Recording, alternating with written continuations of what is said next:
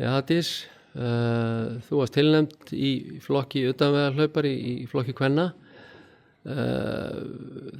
Það sem varst að gera á síðasta ári, það var klárlega eitthvað sem að vakti athygli og eitthvað sem þú sjálf svona getur sagt okkur að sé svona minnisstæðast frá síðasta ári. Já, alltaf það sé ekki Tór Já. 330 sem svona stendur upp úr hjá mér. Já. Varstu þessi hlaup sem varst að taka þátt í á árinu, fannst þér ná í rauninni þessu markmiðum sem varst búin að setja þér og svona var þetta svona innan þess sem þeirra væntinga sem þú hefði gert þér eða varst að standa þér bara jafnvel betur? Já, ég bara held ég að ég PB í öllum vegalengdum á síðasta ári, 51 árs gömul. Þannig að ég myndi bara segja að það sé svona tölvöld betra heldur en ég hefði getað reiknað með.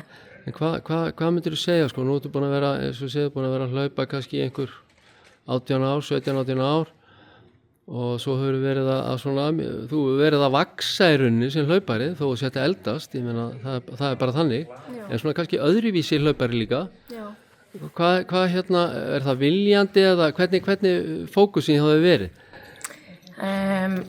Nei, viljandi ekki viljandi, ég bara hef áhuga á svo mörgu, hann byrjaði sem göturhlaup og svo færist það yfir í utanvegarhlaupin og námskeið hjá ykkur Sigga fyrir einhverjum 13 árum síðan þegar ég fór minn fyrsta Laugaveg.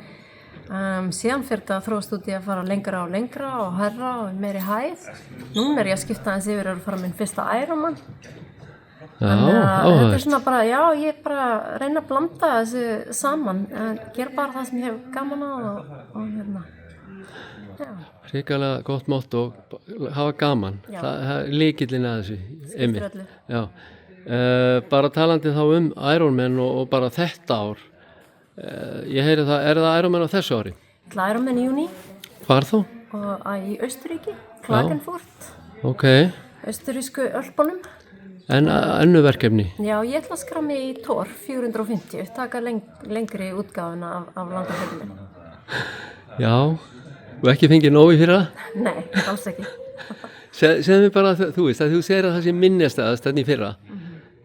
Þú veist, þetta er náttúrulega líka svona þrautseigju dæmi. Bara, þú veist, þetta er það að komast svona andleg raun í rauninni að komast í gegnum þetta. Hvað gerur þú til þess í rauninni að undirbúa þig fyrir svoleið sem þú getur undirbúið fyrir hlaupin, en hvað gerur þú svona til þess að komast í gegnum því æfinga, svona andlega æfinga til þess að komast í gegnum þetta?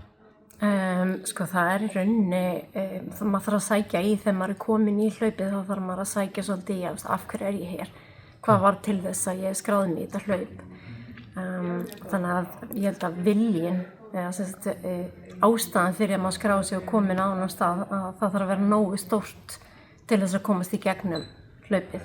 Í rauninni er ferðalagið bara að æfa, það er ekkert öðruvísi að æfa fyrir svona langt hlaup heldur en styttri hlaup, bara að æfa, en það er svona aðeins öðruvísi þegar maður er mættur og í 4, 5, 6 daga hlaup og er á fyrsta degi og rétt komnir kannski 20, 30, 40 kilometrar á úrið og maður hugsar að maður er eftir yfir 100 klukkstundir til viðbótar, þá þarf maður að geta sótt í hver er ástæðan fyrir ég er hér, af hverju skráði ég mig, af hverju langar mig þetta.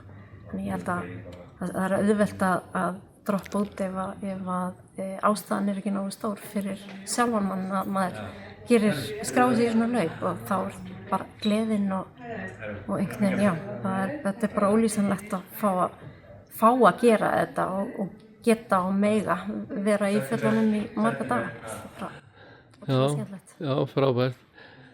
Herðu, ég segi bara takk hérlega fyrir þetta og bara til hamingju og gangi ég vel á þessu ári. Takk og takk fyrir mig. Já.